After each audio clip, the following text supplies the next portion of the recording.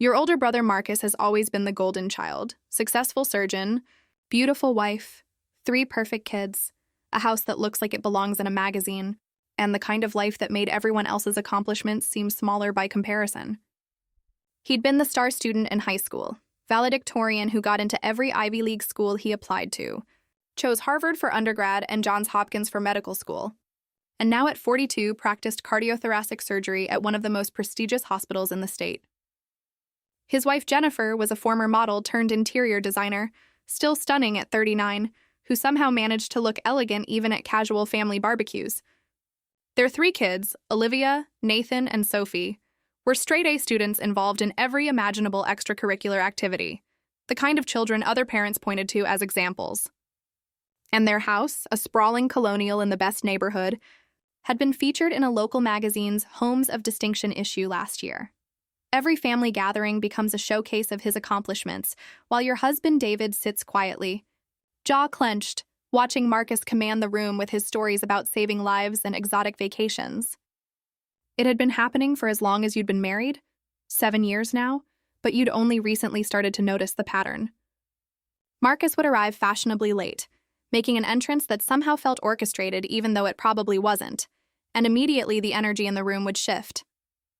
Your parents would light up, your mom rushing to hug him while your dad clasped his shoulder with obvious pride. Then would come the inevitable catch-up where Marcus would hold court in the living room. Family members gathered around like disciples, as he recounted his latest professional triumph or described the villa they'd rented in Tuscany or mentioned that Nathan had been accepted into a gifted program or that he'd been invited to speak at a medical conference in Singapore, watching Marcus command the room. With his stories about saving lives and exotic vacations, you'd feel a mixture of pride in your brother and something else you didn't want to examine too closely. Maybe a twinge of envy, maybe vicarious satisfaction at being related to someone so impressive. Maybe just the comfortable familiarity of a family dynamic you'd known your entire life. But David would sit in the corner, contributing nothing to the conversation, his body language screaming discomfort and resentment. His jaw would tighten, his responses would become monosyllabic when anyone tried to include him, and he'd find excuses to leave the room, offering to help in the kitchen, checking his phone, suddenly remembering he needed to make a call. You'd noticed it, of course, but you'd attributed it to David being introverted, to him not enjoying large family gatherings, to basic personality differences between a quiet high school English teacher and your charismatic surgeon brother. You've always been close with Marcus, looked up to him your whole life, and never understood why David couldn't just be happy for your family's success. Marcus was only 4 years older than you, but growing up he'd felt like a hero figure, protecting you from bullies, helping with your homework, giving advice about college and career choices, being the first person you called when something good or bad happened. When you'd gotten into your first choice university, Marcus had been the one who'd taken you out to celebrate. When you'd had your heart broken at 21, Marcus had driven 3 hours to bring you ice cream and terrible movies. When you'd been stressed about your wedding planning, Marcus had offered to pay for the venue because he knew you and David were on a tight budget. He was generous and kind and accomplished, everything an older brother should be, and you'd always felt lucky to have him in your life. So David's attitude toward Marcus had always confused and frustrated you. Why couldn't he just appreciate Marcus for the amazing person he was? Why couldn't he be happy that you had such a supportive, successful family? Your parents were proud of Marcus, yes, but that was natural. He'd achieved remarkable things and they'd worked hard to give him opportunities. David's resentment seemed petty and small-minded, especially since Marcus had always been nothing but friendly toward him, offering career advice, inviting you both to family vacations, even helping David's school get a donation from one of his wealthy colleagues. David's inability to just be gracious about your brother's success felt like a character flaw, a failure of generosity and perspective that disappointed you.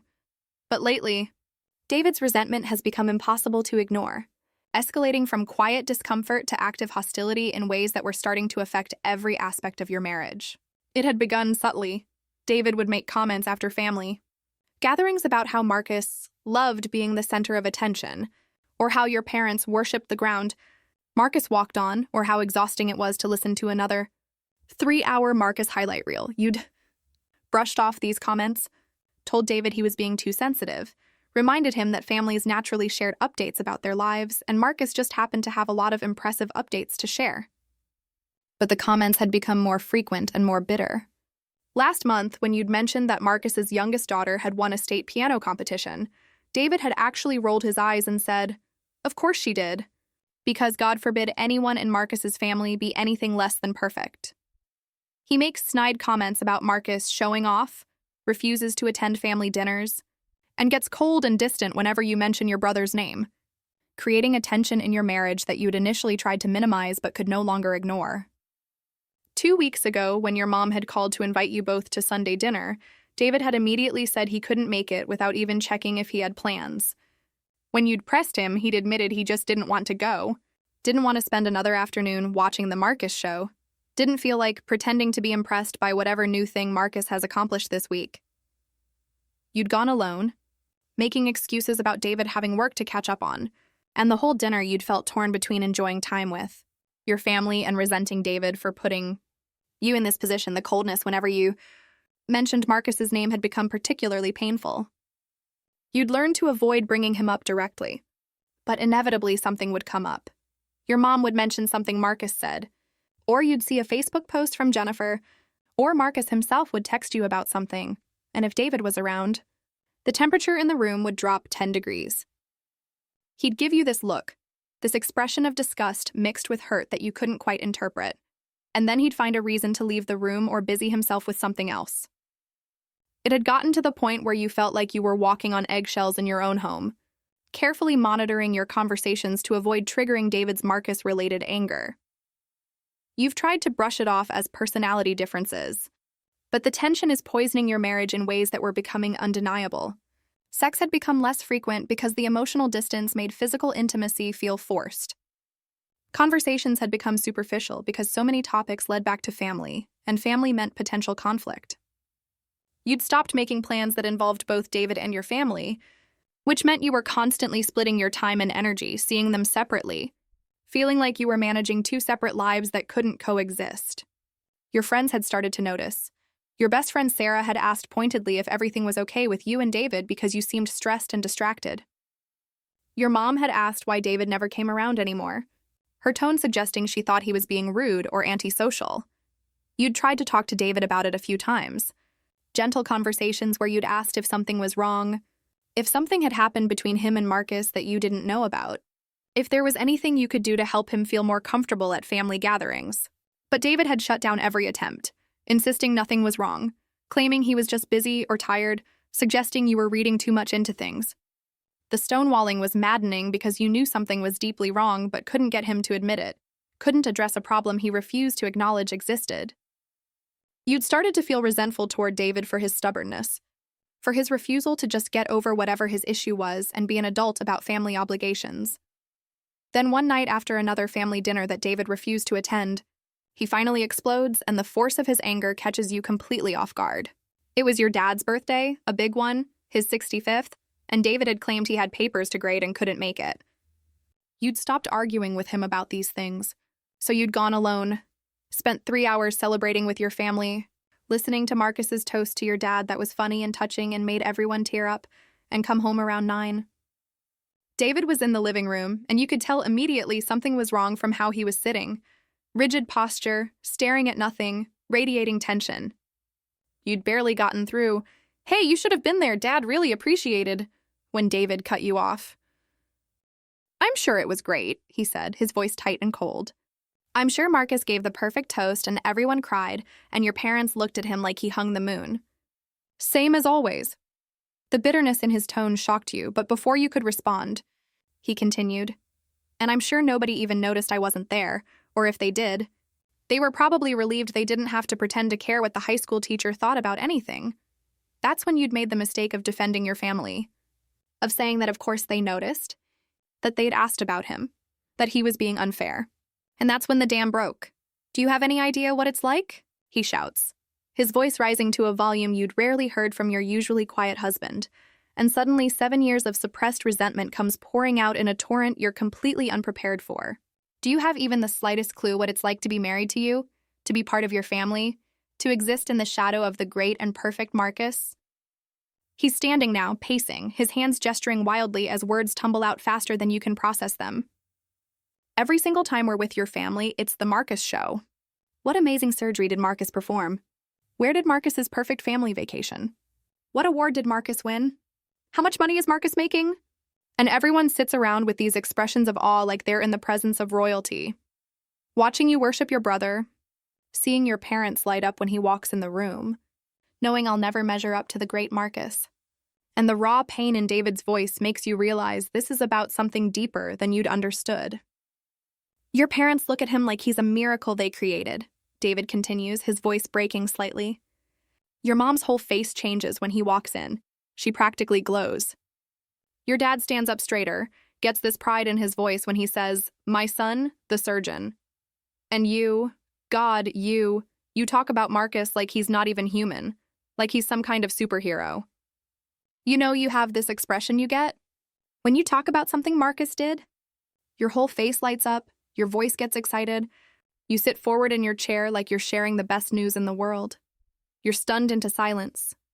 Partially because you've never seen David this angry, but mostly because you're processing the implications of what he's saying. All these years you'd thought David's issue was jealousy of Marcus's success, professional envy, maybe some masculine insecurity about being less accomplished than his brother-in-law. But what David is describing is something different, something that makes your stomach turn with an uncomfortable mixture of guilt and defensiveness. He's not jealous of Marcus's career or money or house. He's jealous of the emotional space Marcus occupies in your life and your family, of the affection and admiration that flows toward Marcus that apparently doesn't flow toward David, of being constantly compared to someone and found wanting. And that's when you realize this isn't about Marcus at all. It's about David's own insecurity, his feeling of inadequacy, his jealousy not just of Marcus's success, but of the place Marcus holds in your life and family. Marcus himself has done nothing wrong, has been nothing but kind to David, has never been anything but a good brother and brother-in-law. The problem isn't Marcus. The problem is how everyone responds to Marcus, the pedestal he's placed on, the contrast that makes everyone else seem less impressive by comparison. And maybe, you realize with an uncomfortable jolt, the problem is also how you've failed to make David feel valued and appreciated in your family dynamic. How you've let him become invisible while Marcus remained spotlighted. How you never noticed your husband was hurting because you were too busy being proud of your brother. I teach, David says, and his voice has dropped to barely above a whisper now, the anger giving way to something that sounds like defeat. I teach high school English to teenagers who mostly don't care, and I make $37,000 a year, and I drive a 12-year-old Honda, and I rent an apartment I can barely afford. And I'm proud of what I do. I love my students. I think teaching matters. But your family? Your family looks at me like I'm a failure for not being Marcus. Like I made some wrong turn in life that landed me in this mediocre existence when I should have been aiming for surgeon or lawyer or something impressive. He sits back down heavily, and when he looks at you, his eyes are wet. And the worst part? Sometimes I think you agree with them. The accusation hangs in the air between you, and you want to immediately deny it, to reassure David that you're proud of him, that you married him because you love him exactly as he is, that you don't compare him to Marcus. But the words stick in your throat because somewhere deep down, in a place you've never wanted to examine, you're not sure they'd be completely true.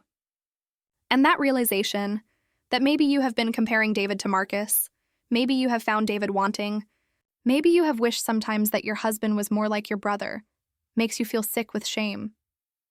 You'd built this narrative where David was the problem, where his resentment was unfair and petty and something he needed to get over. But what if the real problem was you and your family, the pedestal you'd collectively built for Marcus, and the way everyone else had been implicitly told they didn't measure up? You open your mouth to respond, to say something that might begin to address what David has just revealed, but nothing comes out. What can you say? That he's wrong when he might not be? That your family doesn't favor Marcus when they obviously do? That you value David's career as much as Marcus's when you've definitely talked more about Marcus's achievements than David's? The silence stretches between you, filled with years of unspoken hurt and unacknowledged hierarchy, and you realize your marriage has been operating under a dysfunction you'd been too blind or too comfortable to see. David has been suffering, feeling inadequate and invisible and like a disappointment, while you'd been obliviously basking in your brother's reflected glory. never considering what it cost your husband to constantly exist in that shadow. "I can't keep doing this," David finally says, and the resignation in his voice scares you more than the anger had. "I can't keep going to your family events and feeling like the failure who somehow convinced their daughter to settle.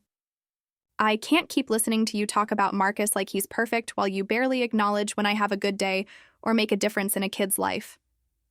And I can't keep wondering if you wish you'd married someone more like your brother, someone successful and impressive and worthy of your family's respect." He stands up and heads toward the bedroom, pausing in the doorway to deliver one final truth that cuts deeper than anything else he's said. "I know I'm not Marcus. I've always known that. But I never thought I'd have to compete with him for my own wife's admiration. That's the part that's killing me." He disappears into the bedroom, closing the door with a quiet click that sounds louder than any slam, and you're left sitting alone in the living room with the wreckage of your misconceptions scattered around you. Everything you thought you understood about your marriage, about David's issues with your family, about the innocent pride you took in your brother's accomplishments, all of it has to be re-examined through this new, uncomfortable lens. David isn't being petty or jealous in some simple, dismissible way. He's been hurting deeply and constantly, from feeling like he doesn't measure up to an impossible standard, from being the afterthought in a family that revolves around Marcus, from suspecting that even his own wife might look at him and see a disappointment rather than a partner she chose and values. And the most uncomfortable question of all, the one you're now forced to confront as you sit alone in the quiet living room, is whether David is right. Do you worship Marcus? Do you make David feel inadequate? Have you been so busy being Marcus's proud little sister that you forgot to be David's supportive wife? The questions swirl in your mind, and you're terrified of the answers, because examining them honestly might reveal things about yourself you don't want to face, that you've been a bad partner, that you've prioritized your family of origin over the family you created with David, that you've contributed to your husband's pain through thoughtlessness and unexamined bias. But you can't unknow what David has just told you, can't go back to comfortable ignorance. Which means you're going to have to look honestly at your marriage, your family, and yourself, even if what you see isn't pretty.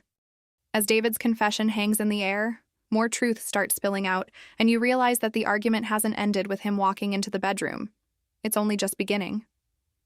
You follow him, unable to let this conversation end, without understanding the full scope of what he's been feeling, what he's been carrying. He's sitting on the edge of the bed, head in his hands, and when you sit down beside him, close but not touching, he doesn't pull away. Instead, after a long silence, he starts talking again. Quieter now, but somehow more devastating in its honesty. "It started before we were even married," he says. And you feel your heart sink because you'd hoped this was something recent, something that could be fixed relatively easily, not a wound that had been festering from the very beginning. He admits he's felt like a failure compared to Marcus since before you even got married, and the timeline of his hurt makes everything worse somehow. You'd been engaged for 6 months, planning a wedding on a modest budget that you and David were mostly paying for yourselves, when Marcus had offered to pay for the venue as an engagement gift. You'd been so grateful, had seen it as generous brotherly love, but David had felt humiliated. "I couldn't even afford to give you the wedding you wanted," he says now, his voice tight with old shame. "I was teaching for 3 years by then, and I couldn't pay for a basic wedding venue. Your brother just casually writes a check for $15,000 like it's nothing, like he's doing us a favor, and everyone acts like he's a hero. And I'm standing there knowing my contribution is $1,000 I'd saved up over months." The memory takes on a different cast now, and you remember details you'd ignored at the time. How David had been quiet and subdued the day Marcus made the offer. How he'd tried to decline, saying you could have a smaller wedding somewhere less expensive, and you'd overruled him, insisting that Marcus wanted to do this, and you shouldn't let pride get in the way of accepting help. You'd thought you were being practical and gracious. David had experienced it as being emasculated, as having his inability to provide rubbed in his face, as accepting charity from the very person he already felt inferior to. "That was the first time I really understood what it was going to be like," David says. "Being married to Marcus's little sister. Always being compared. Always coming up short. Your parents had openly questioned your choice to marry a high school teacher instead of someone with Marcus's ambition and income. And as David recounts specific conversations, you're horrified by how casually cruel your parents had been without you fully registering it at the time. Your dad had taken you to lunch about 2 months after you'd started dating David, And you remember now how he'd asked probing questions about David's career plans, his ambitions, his financial prospects. Does he plan to stay in teaching forever? Your dad had asked. Is he working on a graduate degree, trying to move into administration? Just wondering if he's got a plan for moving up in the world. At the time, you'd thought your dad was just being a concerned father, making sure your boyfriend was responsible and had direction. Now you see it as your dad evaluating whether David was acceptable, whether he met the standards of ambition and success that Marcus had set as the family baseline. Your mom had been even more direct, though her concerns had been framed as worry for your happiness. Teachers make such a modest salary, she'd said when you'd announced your engagement. I just want to make sure you've really thought through what that means. You're used to a certain lifestyle, traveling, nice things. Are you prepared for that to change? You'd assured her you didn't care about money, that you loved David for who he was, that a teacher's salary was perfectly adequate for the life you wanted. But the implication had been clear. David couldn't provide for you the way Marcus provided for Jennifer, couldn't give you the lifestyle your parents had given you, and you'd be making a sacrifice by choosing him. Your mom had even said once, I just hope you'll be happy with a simpler life than we gave you, and David tells you now that he'd overheard that conversation through the kitchen door while you'd been helping your mom prepare Thanksgiving dinner during your first year of marriage. You'd thought you were alone in the kitchen. David had been in the next room, and he'd heard your mom's words, and worse, he'd heard your response, or lack of one. You didn't defend me, David says, and there's no accusation in his voice, just sadness. You didn't say David makes me happy or I don't need a complicated life. You just kind of laughed it off and changed the subject. And I stood there thinking, she agrees with her mom. She does think she's settling. The memory comes back to you now. Hazy and incomplete, but you remember that Thanksgiving? Remember your mom's comment and feeling uncomfortable but not wanting to make it into a big deal? You'd thought silence was the diplomatic choice, that ignoring the comment would be better than making Thanksgiving dinner awkward by defending David against an implication that seemed harmless at the time. But David had been listening, and your silence had spoken volumes to him. Every time you'd failed to push back against your family's implicit or explicit criticisms of David's career, his income, his lifestyle, you'd been confirming what David feared most, that you agreed with them, that you did think you'd settled, that you wished he was more like Marcus. David had overheard it and never forgotten, and that's true of so many moments over the years that he catalogs now in heartbreaking detail. The time your dad had joked at a family dinner, well, at least one of my kids married well, looking at Marcus and Jennifer, and everyone had laughed, including you. The time your aunt had asked at your wedding reception, so a teacher? That's nice. Is he planning to do something else eventually? The time your mom had told friends, my son is a surgeon and my daughter is married to a teacher, with the emphasis making it clear which was the achievement. Each comment had been a small cut, probably thoughtless from the speaker's perspective, but they'd accumulated in David's psyche into a comprehensive message. You're not enough. You'll never be enough. Your wife's family wishes she'd chosen better. Every holiday, every birthday, every family milestone became a reminder that he wasn't enough, David explains, and you start to see your family gatherings through his eyes. Christmas mornings where Marcus would arrive with elaborate, expensive gifts. Last year, he'd gotten your parents a trip to Hawaii, while David's thoughtful, modest gifts looked pitiful by comparison. Birthday celebrations where conversation inevitably centered on Marcus's latest professional triumph or family achievement, while David's updates about his teaching were met with polite disinterest or patronizing encouragement. Family photos where Marcus and Jennifer looked like they belonged in a Ralph Lauren ad, while you and David looked ordinary and unglamorous. Your dad always positioning Marcus centrally in the frame, the golden sun around whom the rest of the family orbited. When Marcus bought a vacation home, David felt like a failure for renting an apartment, and you remember that particular blow to David's self-esteem vividly because it had coincided with a difficult time in your own housing situation. You'd been living in a small 2-bedroom apartment, saving for a down payment on a house, when Marcus had casually mentioned at Sunday dinner that he and Jennifer had bought a beach house in the Hamptons. Just a little getaway place, Marcus had said with characteristic humility, though the photos he'd passed around showed a stunning 5-bedroom property steps from the ocean. Your parents had been ecstatic, already making plans to visit, and you'd joined in the excitement, talking about summer weekends at Marcus's beach house. David had been silent throughout the conversation, and when you'd gotten home that night, He'd exploded in a rare display of anger. We can't even afford to buy a starter home, and your brother just bought a fucking vacation house as a little getaway, he'd said. And you're already planning to spend your summers there at Marcus's beach house, being reminded every single day that he has everything and I have nothing. You'd told him he was being ridiculous, that Marcus's success didn't diminish David's worth, that you could be happy for your brother while also working toward your own goals. But David had gone quiet, shut down, and you'd thought the argument was over. Now you understand it was never over. It just went underground, joining the growing collection of resentments David was silently accumulating. When Marcus's kids got into private schools, David felt inadequate about the public school where he taught. And this comparison had been particularly painful because it struck at the heart of David's professional identity. David taught at a public high school in an underfunded district, and he was passionate about public education, about giving opportunities to kids who didn't have wealthy parents or neighborhood advantages. He'd chosen to teach there deliberately, believing that public school teachers made the most difference.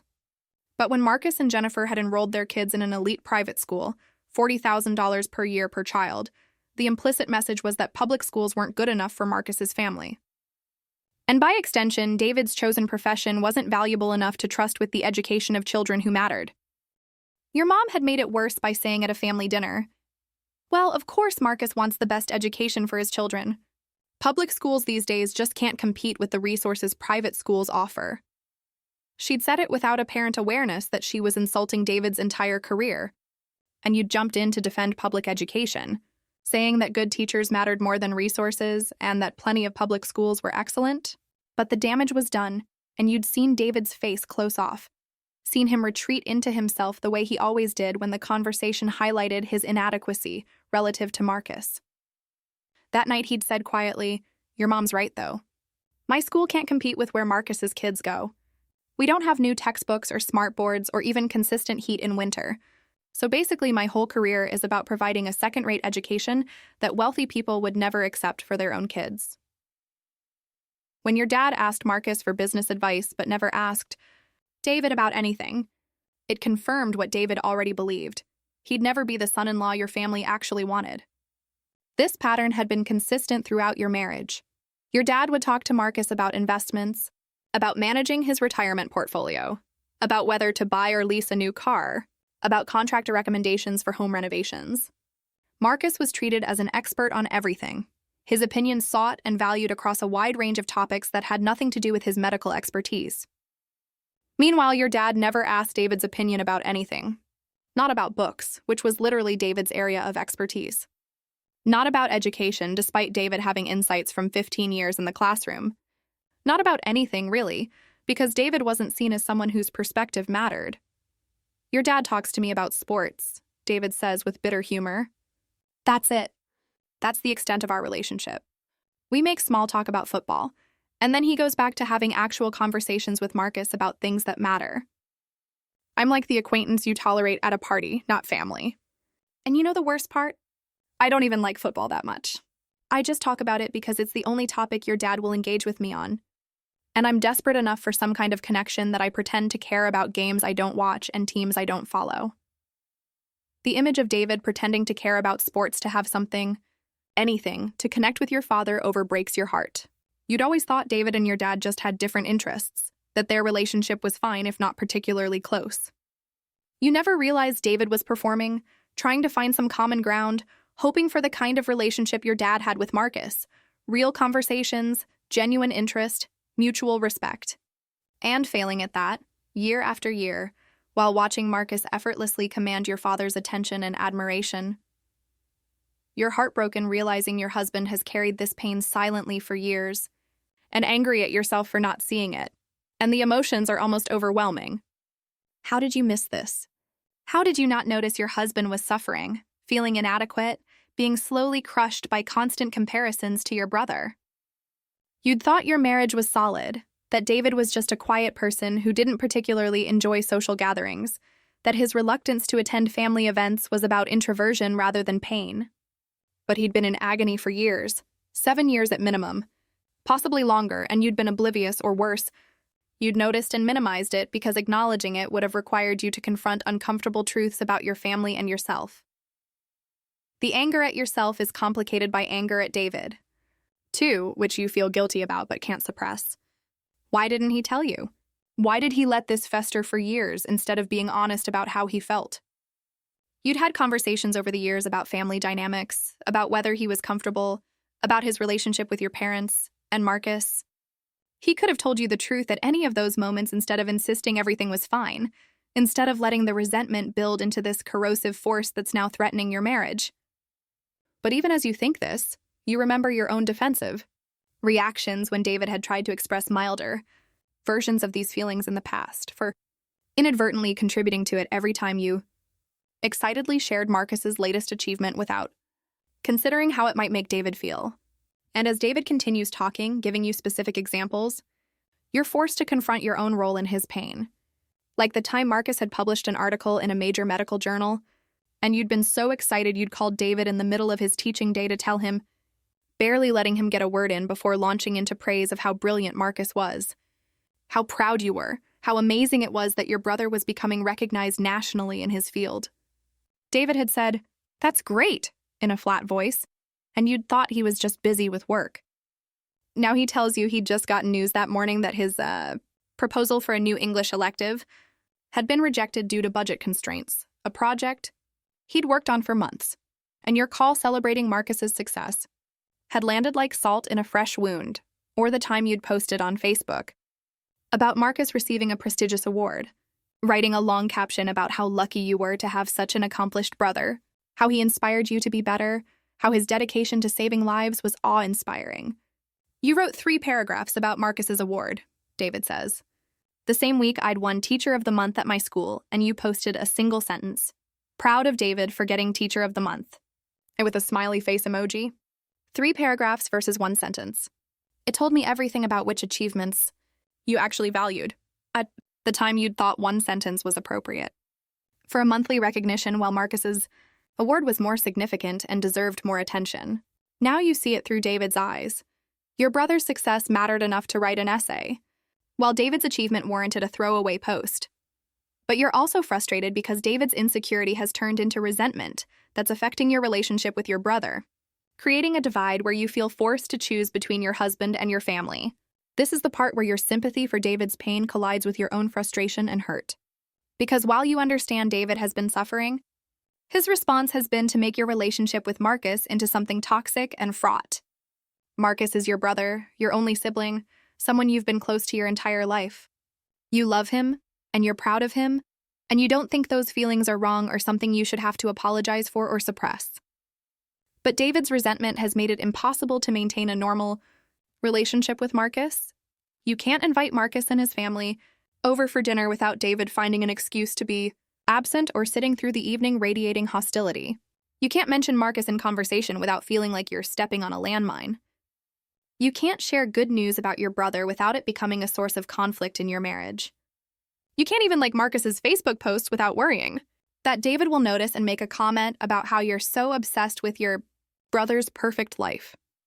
The resentment has metastasized into something that's controlling your behavior, limiting your relationships, making you feel like you have to choose between the 2 most important men in your life.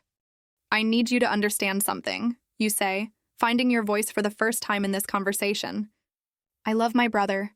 I'm proud of him. And I don't think that's wrong. He's worked incredibly hard to get where he is, and yes, he's been lucky too, but his success isn't something I should have to apologize for or pretend doesn't exist. He's my family, and I don't want to lose my relationship with him because of your insecurity. The words come out harsher than you intend, and you see David flinch, but you continue because this needs to be said too. You're making me choose. Every time you refuse to come to a family event, every time you make a snide comment about Marcus, every time you get cold when I mention something about my family, you're forcing me to pick sides. And that's not fair either. David is quiet for a long moment, and when he speaks, his voice is careful, measured.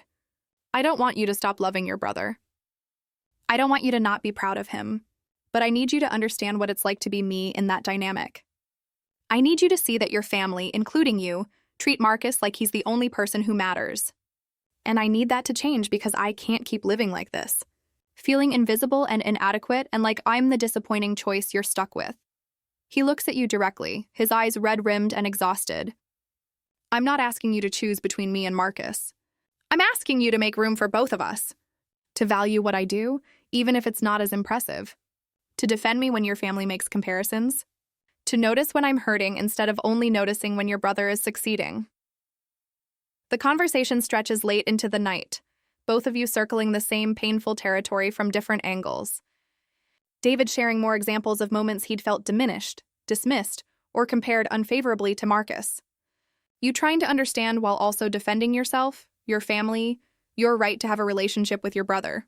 Both of you crying at various points. Both of you angry and hurt, and trying to find a path forward that doesn't require either of you to completely sacrifice what you need. It's the most honest conversation you've had in years, maybe ever, and it's painful in a way that makes you wonder if your marriage can survive this level of truth-telling. By the time you finally fall asleep in the early hours of the morning, nothing is resolved, but everything is different.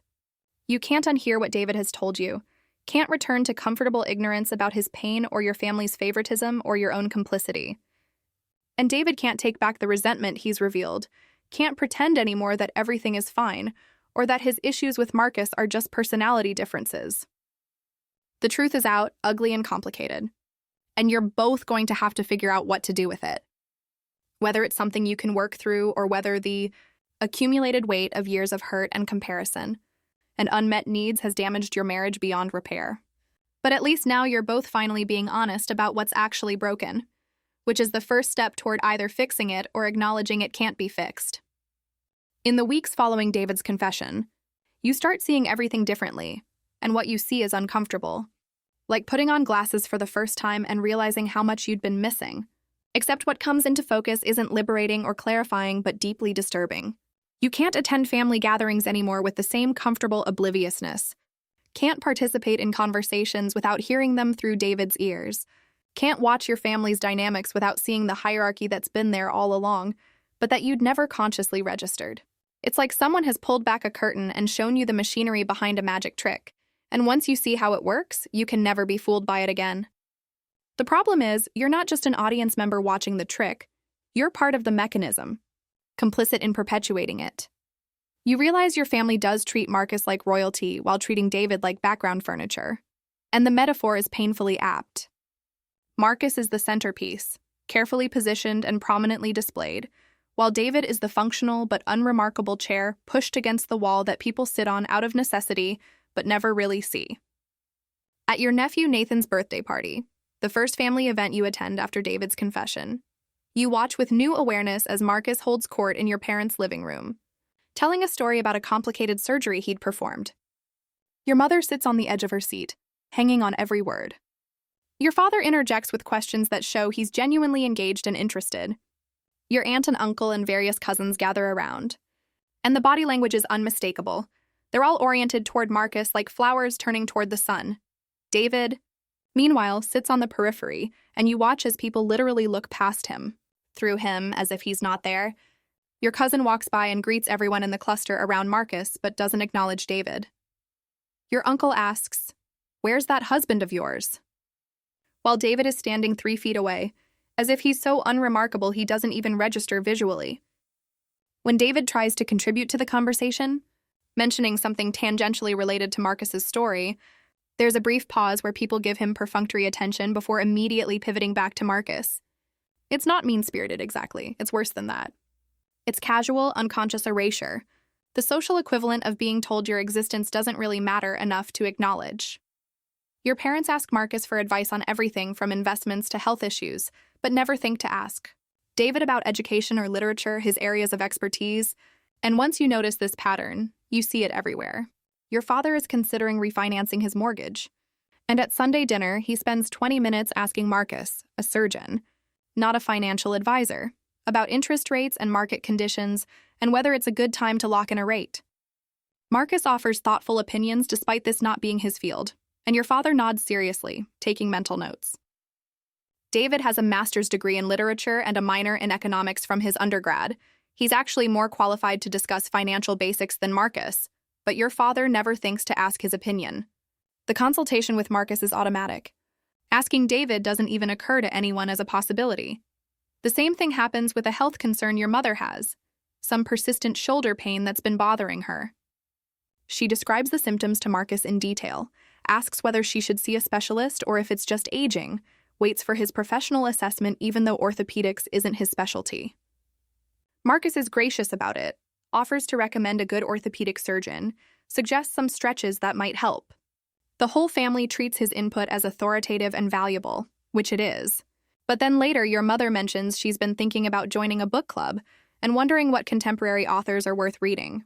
David has literally taught American and British literature for 15 years, could recommend dozens of books across every genre, has insights into contemporary literary trends and hidden gems that haven't hit bestseller lists.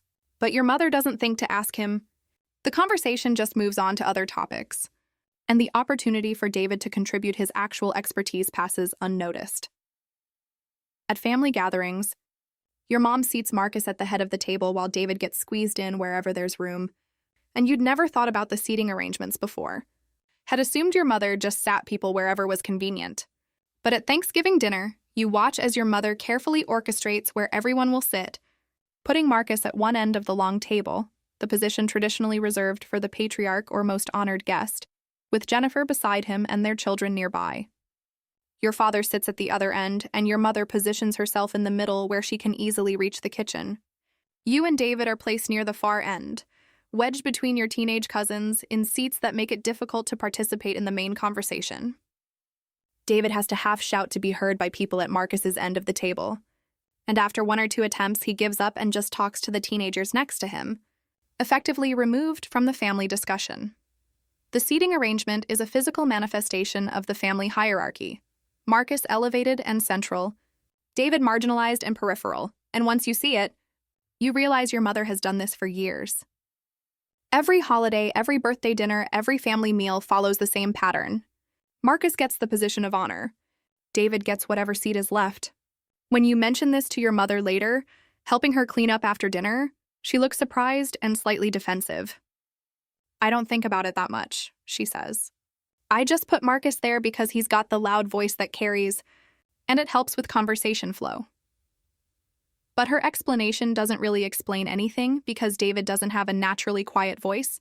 He's been made quiet by never being listened to, by learning that his contributions aren't valued enough to merit the effort of speaking up. Your dad introduces Marcus to his friends with pride. "My son," the surgeon, but introduces David with just his name, sometimes forgetting to mention he's your husband. And you witness this firsthand at a community event your parents invite you both to attend. It's some kind of fundraiser for the local hospital where your father serves on the board, and your parents are in their element, socializing with their friends and fellow board members. When your father spots a colleague, he waves your family over for introductions. "Bob, I want you to meet my son Marcus. He's a cardiothoracic surgeon at Metropolitan Hospital. Marcus, this is Bob Henderson. He runs the foundation." The introduction is warm and effusive, your father's voice inflected with unmistakable pride. Marcus and Bob shake hands, and your father provides more context. Marcus here has been published in the Journal of Thoracic Surgery, real cutting-edge work on minimally invasive procedures. Then your father gestures vaguely in your and David's direction. "And this is my daughter and her husband, David." That's it. No descriptor for David, no mention of his profession, no context about who he is or what he does. Bob shakes both your hands politely, but you can see he's not really interested because your father hasn't given him any reason to be interested. There's no hook, no talking point, nothing that establishes David as worth paying attention to. Later, you see your father make similar introductions to other friends. Marcus is always "my son, the surgeon," or "my son, the doctor," with additional details about his achievements. David is always just David or occasionally "my son-in-law," said with the same inflection one might say the plumber or the guy who services the copier, a functional relationship, without particular pride or affection, sometimes forgetting to mention he's your husband. And there's one particularly awful moment when your father introduces David to a woman from his country club with just "this is David," and the woman clearly thinks David is a friend of yours or maybe a colleague, because she asks, "And how do you know the family?" David, to his credit, responds with remarkable grace. "I'm married to their daughter," gesturing to you, and the woman makes an embarrassed "oh" sound and apologizes for not realizing. Your father doesn't even register the awkwardness, has already moved on to talking to someone else, completely unaware that he's just erased his own son-in-law's existence and relationship to the family. When you bring it up to him later, your father looks genuinely confused. I introduced him, didn't I? What's the problem? And you realize he doesn't see the problem, doesn't understand that how you introduce someone communicates their value and importance to you. Even you've been guilty of it, you realize with shame. And this is perhaps the most uncomfortable realization of all, because it's easy to be angry at your parents for their favoritism. But acknowledging your own complicity is harder and more painful. You've contributed to David's invisibility in 100 small ways you'd never examined or considered problematic. At a girls' night with your friends a few months ago, you'd spent 20 minutes telling them about Marcus's family vacation to New Zealand, showing photos on your phone, describing the activities and the beautiful scenery and how amazing it looked. One friend had asked about David, whether you two were planning any trips, and you'd said, "Oh, we can't really afford anything like that right now," and immediately pivoted back to Marcus's photos, never mentioning that David had actually planned a really thoughtful weekend getaway for your anniversary to a cabin in the mountains that you genuinely enjoyed. But a weekend cabin trip wasn't impressive enough to share enthusiastically with your friends the way Marcus's international adventure was. You light up when talking about Marcus's achievements, show off photos of his perfect family on your phone, quote his advice like gospel, and your friends have definitely noticed even if you haven't. Your best friend Sarah mentions it over coffee one day, carefully, tentatively, clearly trying not to offend you. You talk about your brother a lot, she says. Which is fine. Obviously you're proud of him. But I realized the other day I know more about Marcus's life than David's, and I'm friends with you and David, not Marcus. I know Marcus just finished remodeling his kitchen and that his daughter got a scholarship and that he's training for a marathon. But I don't know what David's doing at work or what he's interested in or what's going on in his life. She pauses, then adds gently, "When you talk about Marcus, your whole face lights up." You sit forward and gesture and get excited. When you talk about David, it's more like you're reporting facts. There's no energy to it. The observation stings because it's true, and you can't even argue with it. You do light up talking about Marcus. You're proud of him, and there's vicarious excitement in being connected to someone so accomplished, like some of his success reflects well on you by association. But talking about David feels different. It's harder to make teaching sound impressive to people who don't understand education, harder to compete with surgeon stories. When your husband's biggest wins involve teenagers, finally understanding symbolism in The Great Gatsby, you've unconsciously edited David out of your social conversations because he doesn't provide the same social currency that Marcus does, doesn't give you the same boost of reflected glory, doesn't make you look as good by association. But when David gets recognition at work or makes a difference in a student's life, you say that's nice and move on. And specific instances of this come flooding back now with new clarity and accompanying shame. Last year, David had been nominated for a Teaching Excellence Award by his students, a meaningful recognition that required students to write essays about why their teacher deserved it. He'd been genuinely touched, had shown you some of the essays, which were heartfelt testimonials about how David had changed their perspective on reading, had helped them through difficult times, had believed in them when other teachers had written them off. You'd read the essays and said, "That's really nice, honey. You're a good teacher." And that was it. You'd moved on to asking what he wanted for dinner, giving this major professional validation approximately 60 seconds of attention before redirecting to mundane logistics. Meanwhile, when Marcus had been quoted in a newspaper article about a surgical technique, a paragraph of comments in a story primarily written by a journalist, you'd posted it on all your social media, texted the link to everyone you knew, brought it up in conversation for weeks. Did you see Marcus was in the paper? He's becoming such an expert in his field. Marcus's brief newspaper quote got more attention and enthusiasm from you than David's teaching award that represented meaningful impact on dozens of young people's lives. The disparity is impossible to ignore now that you're looking for it, and it makes you feel sick with self-recognition. You've unconsciously sent the message that Marcus's accomplishments matter more, that Marcus himself matters more, and the ways you've communicated this are countless and varied now that you're cataloging them. You keep Marcus's family photo on your desk at work, but don't have one of you and David displayed anywhere. You wear the necklace Marcus and Jennifer gave you for your birthday regularly, but the book David carefully selected for you sits unread on your nightstand. You make plans around your family's schedule, checking with your parents about Sunday dinners and with Marcus about when works for him. But you don't extend the same consideration to David, just assuming he'll accommodate whatever plans you make. You interrupt David when he's talking, but would never dream of interrupting Marcus. You fact-check things David says, but accept Marcus's statements as authoritative without question.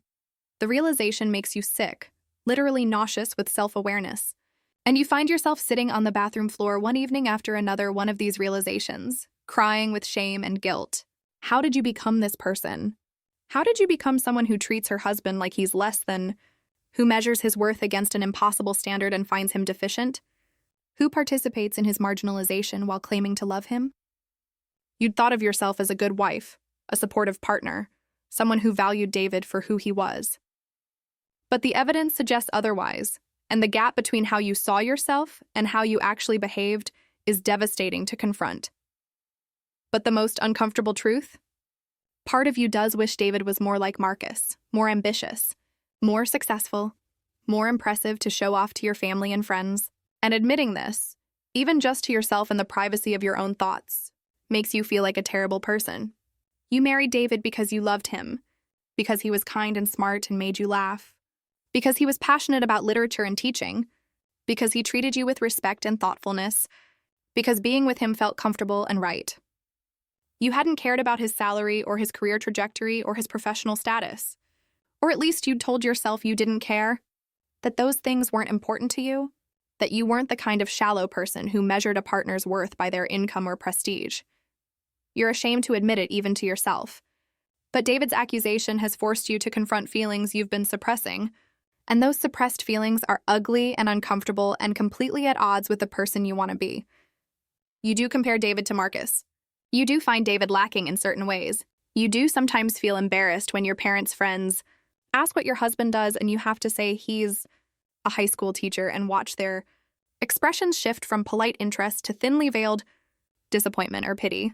You do sometimes look at Marcus and Jennifer's life, the beautiful house, the perfect children, the exotic vacations, the prestigious career, and think, why couldn't I have that? You do sometimes resent David for not being more ambitious, for being content with a modest life when you'd grown up with so much more, for not wanting to climb career ladders or pursue administration, positions that would come with better pay and more impressive titles. But David's accusation has forced you to confront feelings you've been suppressing, dragging them from the shadows where you'd been able to pretend they didn't exist into harsh, unforgiving light. When David had said he thought you agreed with your family that he wasn't enough, you'd wanted to deny it immediately and emphatically. But you couldn't because he was right. Not entirely, not all the time, not in a way you'd ever consciously articulated even to yourself, but in the quiet, unguarded moments, you did sometimes wish your husband was more like your brother. You wished you could introduce David at parties with the same pride your father introduced Marcus. You wished his career was something you could brag about instead of something you had to frame carefully to sound respectable. You wished his salary meant you didn't have to carefully budget every purchase, while Marcus and Jennifer apparently never thought twice about spending. You married David because you loved him, but somewhere along the way, you started comparing him to Marcus and finding him lacking, and pinpointing exactly when this shift happened is impossible because it was gradual, insidious, the kind of change that happens so slowly you don't notice until you've become someone you don't recognize. In the early days of your relationship, David's career as a teacher had seemed noble and admirable. You'd loved his passion for literature, his dedication to his students, his belief that education was about transforming lives, not just conveying information. You'd found his modest lifestyle refreshing after years of watching your parents' social circle compete over material possessions and status symbols. You genuinely believed that you didn't care about money or prestige, that you'd chosen David for all the right reasons and would never fall into the trap of measuring worth by conventional success metrics.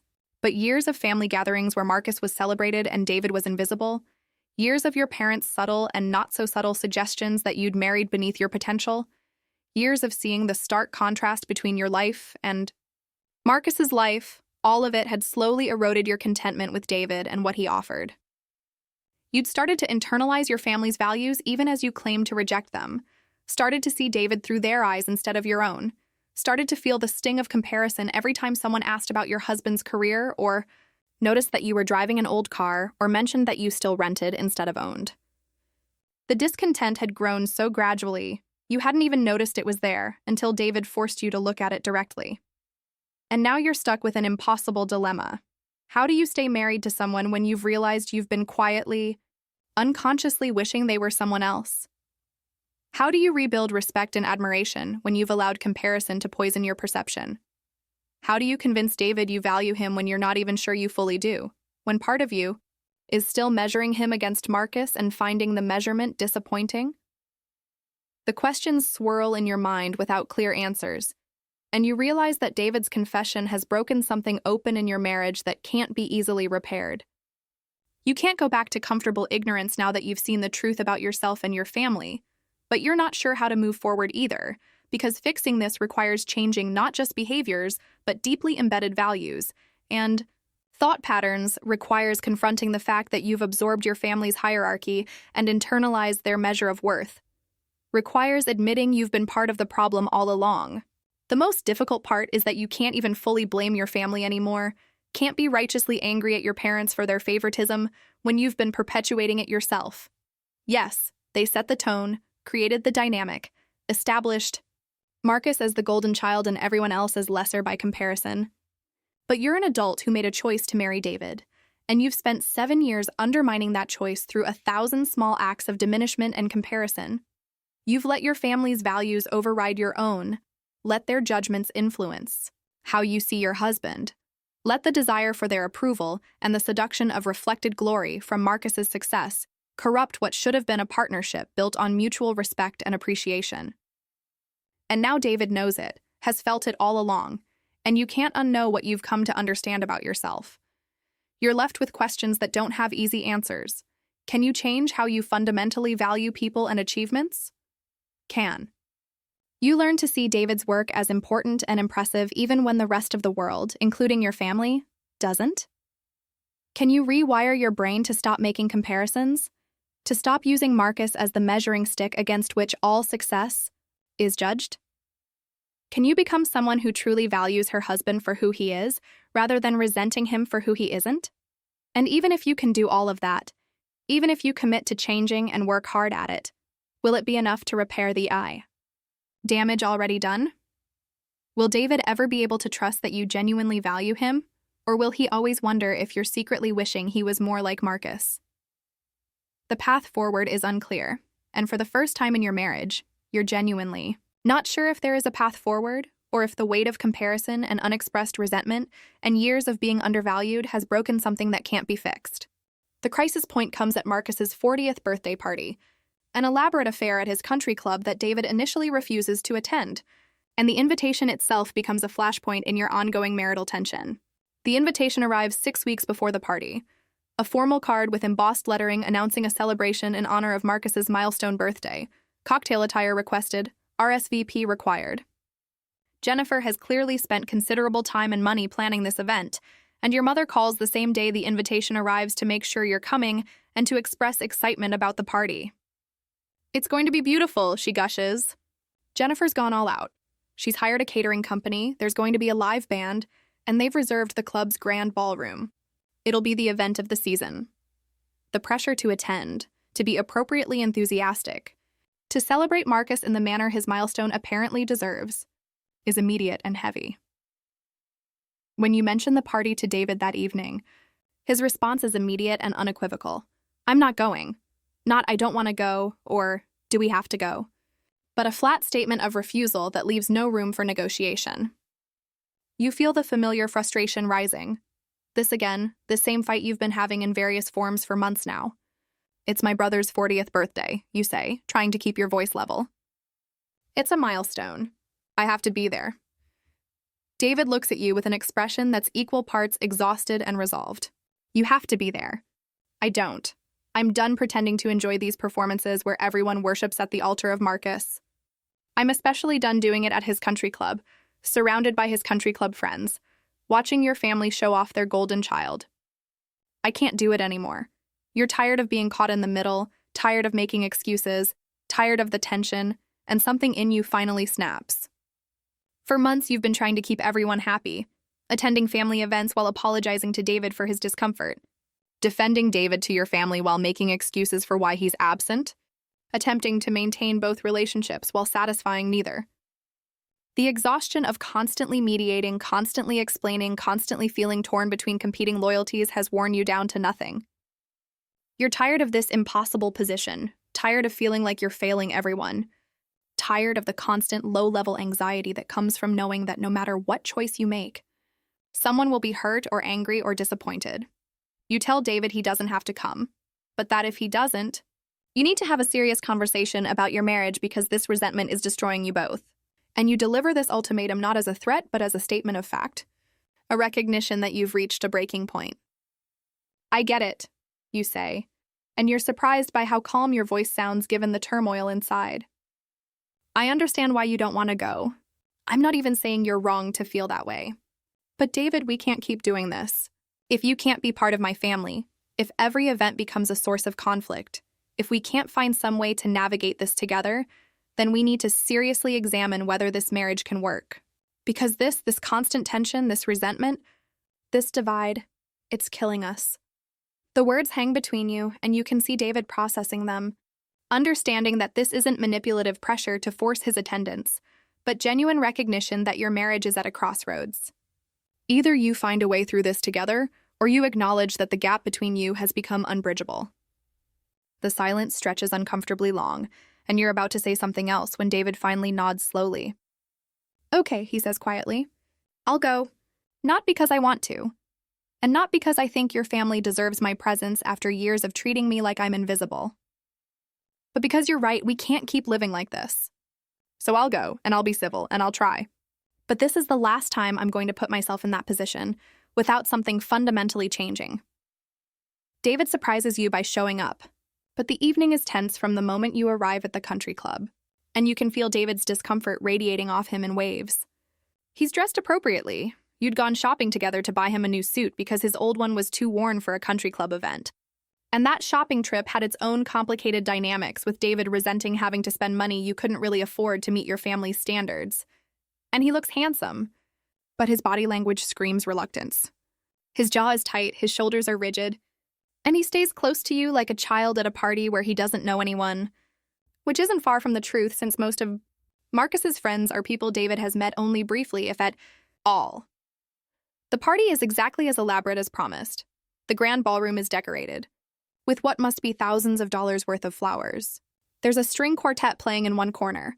Waiters circulate with champagne and elaborate hors d'oeuvres. And everyone is dressed in expensive cocktail attire that makes you and David look underdressed despite your shopping trip. Jennifer looks stunning in a designer dress. Marcus is holding court in the center of the room in a custom suit. And your parents beam with pride as they mingle with the crowd, introducing their son, the surgeon, to anyone who hasn't already heard about his accomplishments.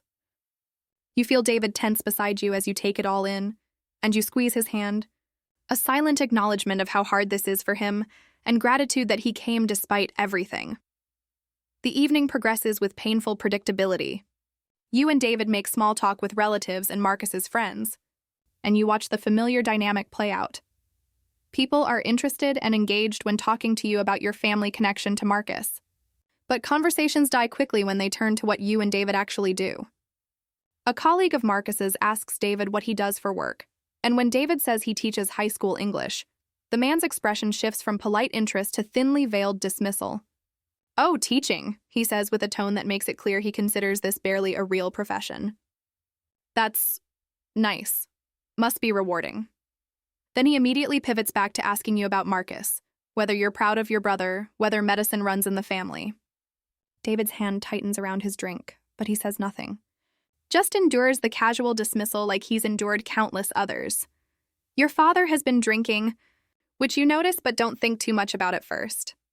He's in a celebratory mood, expansive and emotional in the way he gets after a few glasses of wine, making rounds and telling everyone who'll listen about Marcus's achievements. You see him corner various guests with stories you've heard a dozen times. The time Marcus was the youngest surgeon ever promoted at his hospital. The article Marcus published that was cited in major journals. The time Marcus saved a patient everyone else had given up on. Your father is reveling in vicarious glory, and you wonder if he even realizes how much of his own identity he's wrapped up in Marcus's success. How his role as father of the successful surgeon has become central to how he sees himself. until your dad makes a toast, praising Marcus's achievements and saying, "I wish I could clone you and have two sons like you instead of just one," and the room goes from festive to horrible in the span of a single sentence. It happens after dinner when everyone is gathered in the ballroom with drinks and dessert. Your father clinks his glass to get attention, and the room quiets down as people turn to listen. He's clearly had more to drink than you'd realized. His face is flushed, his words slightly slurred, and he launches into a toast that starts conventionally enough, talking about watching Marcus grow up, being proud of the man he's become, celebrating this milestone birthday. But then he gets emotional and the filter between brain and mouth completely dissolves. Looking around this room at all of Marcus's friends and colleagues, seeing this incredible life he's built, "I just feel so fortunate to be his father," your dad says, his voice thick with feeling. "And I know I shouldn't pick favorites. All kids are special in their own way. But Marcus, you've exceeded every hope and dream I had for you. You've accomplished more than I ever did, and you've done it with grace and humility." He raises his glass higher, swaying slightly. "I wish I could clone you and have two sons like you instead of just one. The world needs more people like you. This family needs more people like you." He's looking directly at Marcus, tears in his eyes, completely unaware of the implication of his words, of the casual cruelty of what he's just said in a room full of family, including his son-in-law. The casual cruelty of implicitly erasing David, of suggesting you should have married someone like Marcus, is the final straw. And something inside you breaks.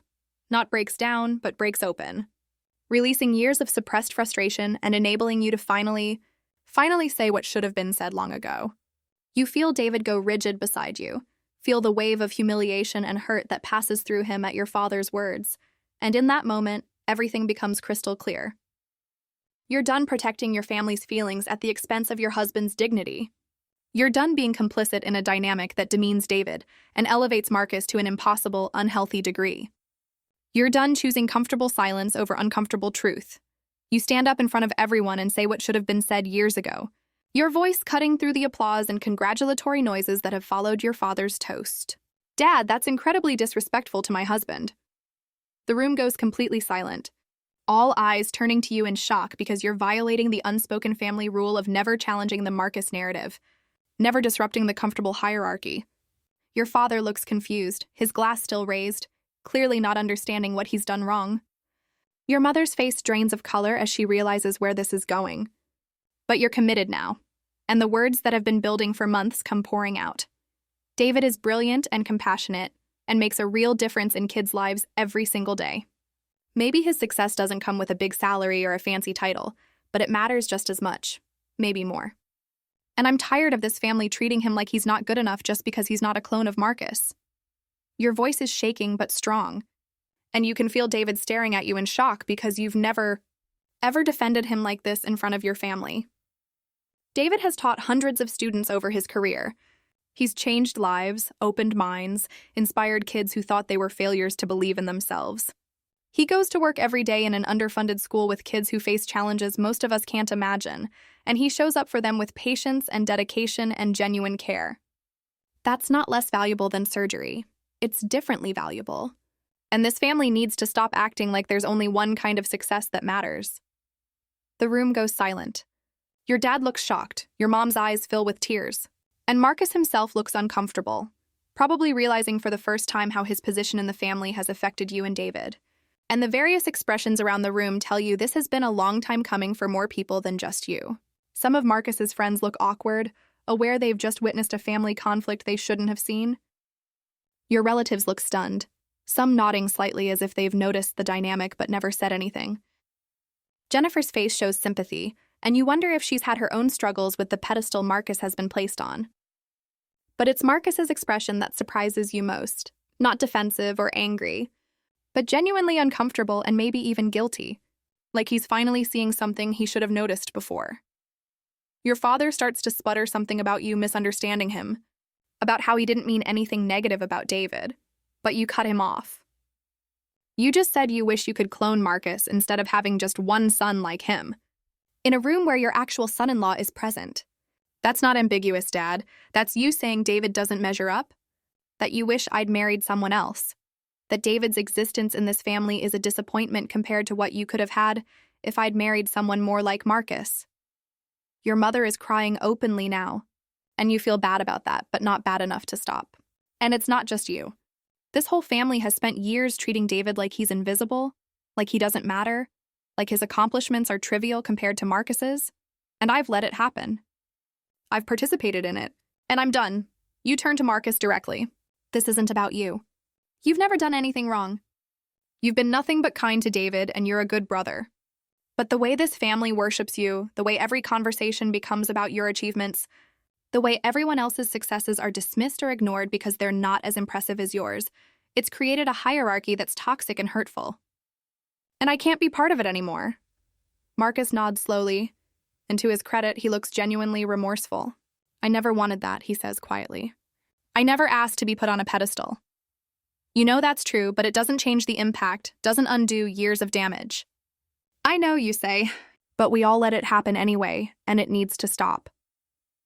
You take David's hand and head toward the exit, not dramatically, but firmly, making it clear you're leaving.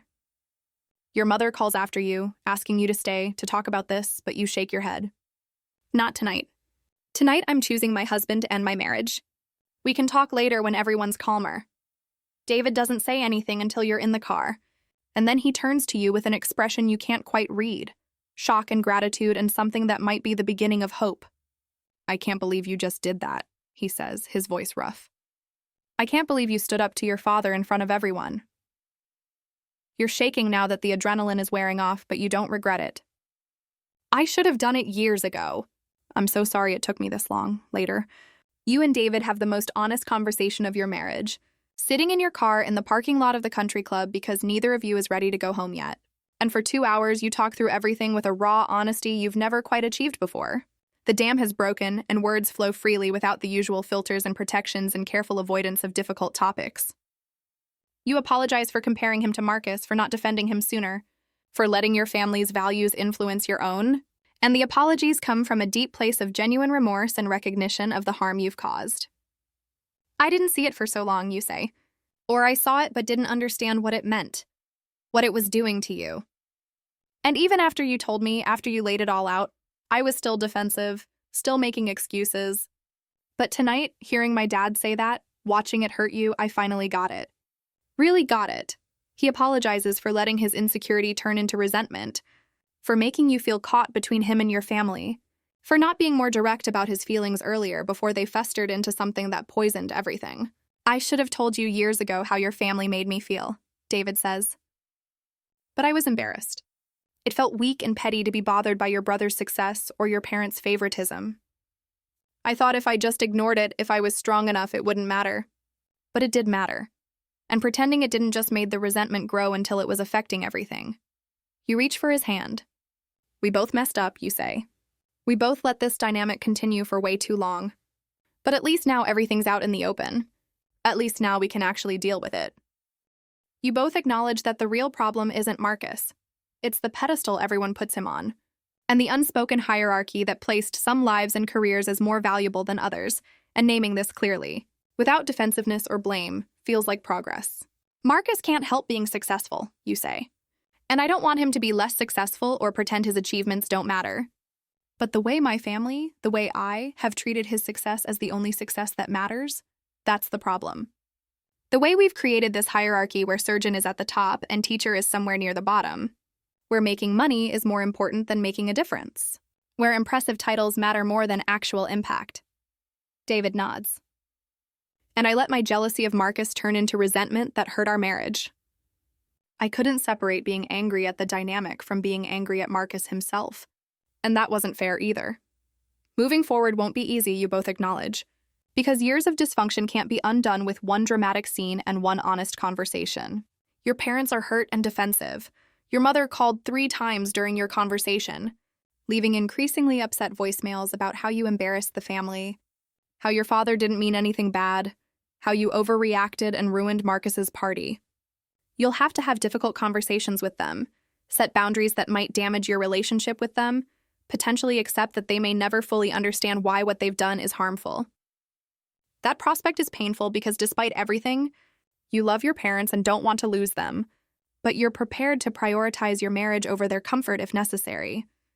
Marcus is awkwardly trying to be less perfect around David, which just makes things weirder. And you discover this the next day when Marcus calls to apologize for the party and for not noticing sooner how the family dynamic was affecting you and David. "I'm going to try to be more aware," Marcus says earnestly. "Maybe I shouldn't share as much about my life at family gatherings. Maybe Jennifer and I should skip some events to take pressure off you guys." You appreciate the thought, but have to explain that the solution isn't Marcus making himself smaller, it's everyone learning to value different kinds of success equally. "You don't need to hide your achievements or your life," you tell him. "We just need to create space for other people's achievements too. We need to stop acting like yours are the only ones that matter." And you and David are rebuilding trust that was damaged by years of unspoken resentment, which is perhaps the hardest work of all because trust is easier to break than rebuild. David has to learn to believe that you genuinely value him and aren't just saying what you think he wants to hear after being caught. You have to prove through consistent action, not just words, that your priorities have shifted and that you see David's worth clearly now. It requires daily, conscious effort, noticing when you're about to compare David to Marcus and stopping yourself, actively celebrating David's work victories the way you'd celebrate Marcus's, checking in with David about how family interactions feel to him rather than assuming everything is fine, being willing to skip family events if they're harmful to your marriage, learning to find David's career as genuinely interesting and impressive as you've always found Marcus's. But you've set new boundaries with your family, made it clear that disrespecting David means disrespecting you, and started actively celebrating David's achievements the way you always celebrated Marcus's. And these concrete changes give you both hope that things can actually be different. You've told your parents that you won't attend family events where David feels unwelcome or undervalued, and that if the dynamic doesn't change, they'll be seeing less of you both. You've asked your mother to be more intentional about seating arrangements and introductions to make David feel included rather than peripheral. You've told your father directly that comments comparing David unfavorably to Marcus or suggesting you should have married someone different are unacceptable and will result in you leaving. Some of these boundaries have been met with defensiveness, some with guilt-tripping, but you've held firm. Most importantly, you've learned that comparison is poison in a marriage, that success comes in many forms, and that the person standing beside you every day deserves your admiration more than the person who looks impressive from a distance. This lesson, learned painfully and almost too late, has become the foundation of how you're rebuilding. You've started a practice of sharing one thing David did at work each week with the same enthusiasm you used to reserve for Marcus's accomplishments. You've stopped showing Marcus's family photos to friends and started showing photos of you and David's life, smaller, less glamorous, but yours. You've begun to genuinely examine what you value and why, questioning the assumptions about success and worth that you absorbed from your family, actively choosing different metrics that honor David's work and life choices. David will never be Marcus, and that's exactly how it should be, because you didn't marry Marcus. You married David, and it's time you made sure he knew that was enough. More than enough. "I don't want you to be Marcus," you tell David one night, weeks after the party, lying in bed and talking in the dark. "I don't want you to be more ambitious or make more money or have a more impressive title. I want you to be exactly who you are. Someone who cares about literature and teenagers and making a difference in ways that can't be measured by salary or status. I'm sorry it took me so long to really understand that, to stop letting my family's values corrupt my own judgment. But I do understand it now, and I need you to know that you are enough. You've always been enough. It was my perception that was broken, not you." And David, who's been carrying years of hurt and inadequacy, finally seems to believe you. Not completely. That level of trust will take time to fully rebuild. But enough to start healing.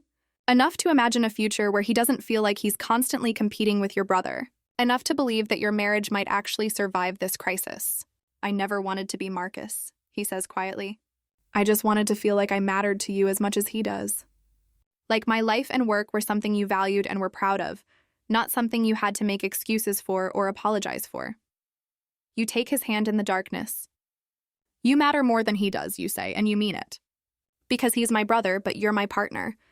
You're the person I chose to build a life with. And I'm choosing you now, really choosing you, in a way I should have been all along. The road ahead is still uncertain. Your relationship with your parents is strained. Family gatherings are awkward, and you and David are still working through years of accumulated hurt and resentment.